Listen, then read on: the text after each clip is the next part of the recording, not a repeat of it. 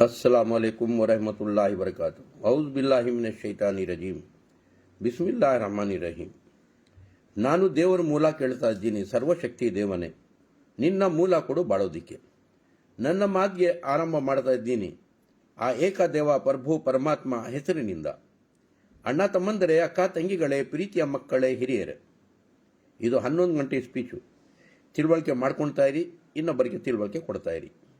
ಇಲ್ಲಿನೂ ಸಂತೋಷನಲ್ಲಿ ಇರಿ, ಸತ್ತಿದ ಮೇಲೆ ಸ್ವರ್ಗನಲ್ಲಿನೂ ರಾಜ ಆಗಿ ಹೋಗಿ. ಇದು ಪರೀಕ್ಷೆ, ಇದು ಪರೀಕ್ಷೆ ಜಾಗ. ಅಣ್ಣ ತಮ್ಮಂದರೆ, ಇವತ್ತು ಕಿತ್ಲೆಹಣ್ಣು ಪ್ರಕಾರ ಹೇಳ್ತಾ ಇದ್ದೀನಿ. ಈ ಕಿತ್ಲೆಹಣ್ಣು ನೋಡಿ, ನಾನು 2 ತಿಂದಾಯಿತು. ಈಗ ಡೈಲಿ ಬೆಳಿಗ್ಗೆ 2, ರಾತ್ರಿ 2 ತಿಂತಾನೆ ಇರ್ತೀನಿ ನಾನು. ಬೆಳಿಗ್ಗೆ, ಮಧ್ಯಾಹ್ನ, ರಾತ್ರಿ ಇದು ಡೈಲಿ ತಿನ್ಬೋದು. ಇದು ತಿಂತಾ ಇದ್ರೆ ನಿಮ್ಮ ಕಿಡ್ನಿ, ಲಿವರು, ಹಾರ್ಟು ಯಾವಾಗಲೂ ಡ್ಯಾಮೇಜ್ ಆಗೋದಿಲ್ಲ ಅಣ್ಣ ತಮ್ಮಂದರೆ. ಆಮೇಲೆ ಈ ಚಿಪ್ಪೆ ಬಿಸಾಕಬಾರ್ದು. ಈ ಚಿಪ್ಪೆ ಏನು ಮಾಡಬೇಕು, ಹಾಲಿನಲ್ಲಿ ಚೆನ್ನಾಗಿ ಕುದಿಸಬೇಕು.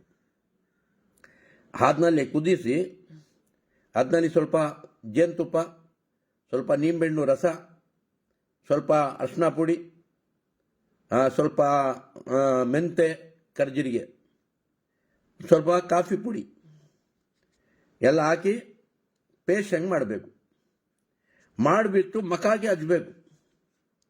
ಮಕಾಗೆ ಹಚ್ಚಿದ್ರೆ ಸೌಂದರ್ಯ ಬೆಳೀತೈತೆ. ಮಕ ಸೌಂದರ್ಯ ತಿಂತಾ ಇದ್ರೆ ಆರೋಗ್ಯ ಬೆಳೀತೈತೆ. ಈಗ ಸರ್ವಶಕ್ತಿ ದೇವನು ಹಣನೂ ಕೊಟ್ಟಿದ್ದಾನೆ, ಬುದ್ಧಿನೂ ಕೊಟ್ಟಿದ್ದಾನೆ, ಅವಕಾಶನೂ ಕೊಟ್ಟಿದ್ದಾನೆ. ಮನುಷ್ಯ ತಿನ್ನೋದಿಲ್ಲ. ಯಾವುದು ಲಾಭ ಇದೆ ಅದು ತಿನ್ನೋದಿಲ್ಲ, ಯಾವುದು ಲಾಸ್ ಇರ್ತೈತೆ ಅದು ತಿಂತಾನೆ.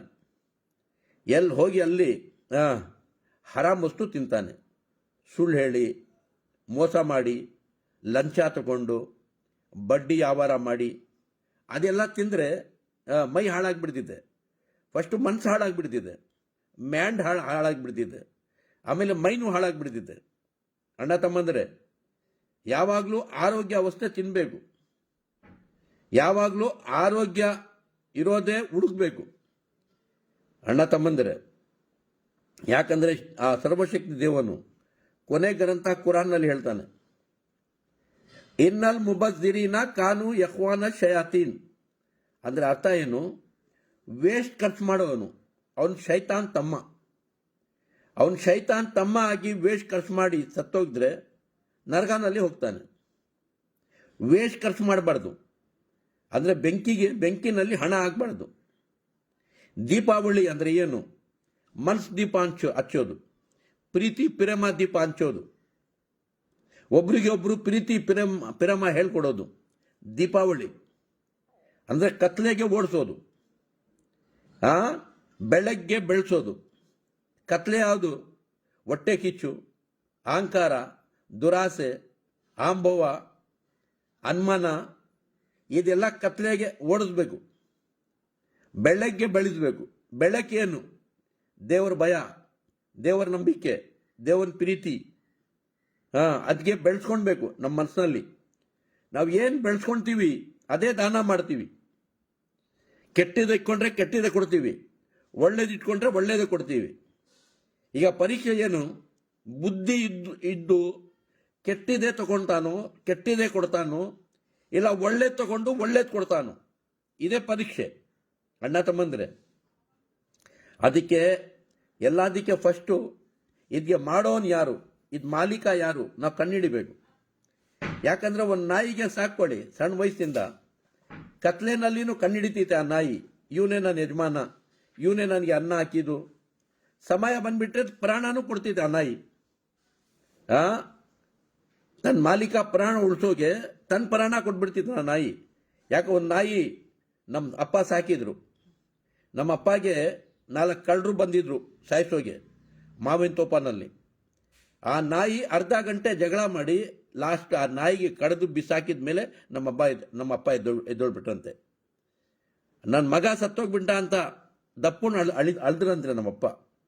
ನನ್ನ ಸಣ್ಣ ವಯಸ್ಸಿನಲ್ಲಿದ್ದೆ ನಾನು ಅಣ್ಣ ತಮ್ಮಂದರೆ. ಆ ರೀತಿ ನಾಯಿ ಕಣ್ಣಿಟ್ಕೊಡ್ತೀನಿ ತನ್ನ ಮಾಲೀಕಾಗೆ. ಮನುಷ್ಯ 60-70 ವರ್ಷ ಆಗಿ ಬಾಡಿ ನನ್ನ ಮಾಲೀಕ ಯಾರು, ನನ್ನ ಸರ್ವಶಕ್ತಿ ದೇವನ್ ಯಾರು, ನನಗೆ ತಾಯಿ ಹೊಟ್ಟೆನಲ್ಲಿ 9 ತಿಂಗಳು ಯಾರು ರೆಡಿ ಮಾಡಿದ್ದಾನೆ, ನನಗೆ ಯಾಕೆ ಕಳಿಸಿದ್ದಾನೆ ಈ ಭೂಮಿ ಮೇಲೆ, ನಾನು ಯಾವ ರೀತಿ ಬಾಳಬೇಕು, ಅದು ತಿಳಿಲಿಲ್ಲ ಅಂದರೆ ನಾಯಿಗೆ ಕೀಳಾಗ್ಬಿಟ್ಟ. ಅದಕ್ಕೆ ಕೊನೆ ಗ್ರಂಥನಲ್ಲಿ ಆ ದೇವನ್ ಹೇಳ್ತಾನೆ, ಕಮಾ ಅರ್ಸಲ್ನಾ ಫೀಕುಂ ರಸೂಲಂ ಮಿನ್ಕುಂ, ಏ ಜನರೇ, ನಿಮ್ಮನಲ್ಲಿನೇ ಆರಿಸಿ ಒಂದು ರಸೂಲ್ಗೆ ನಿಮ್ಮ ಹತ್ರ ಕಳಿಸ್ತಾ ಇದ್ದೀನಿ. ನಿಮ್ಮನಲ್ಲಿನೇ ಆರಿಸಿ ಒಂದು ರಸೂಲ್ಗೆ ಕಳಿಸ್ತಾ ಇದ್ದೀನಿ. ಆ ರಸೂಲ್ ಕೆಲಸ ಏನು, ಆ ನಬಿ ಕೆಲಸ ಏನು?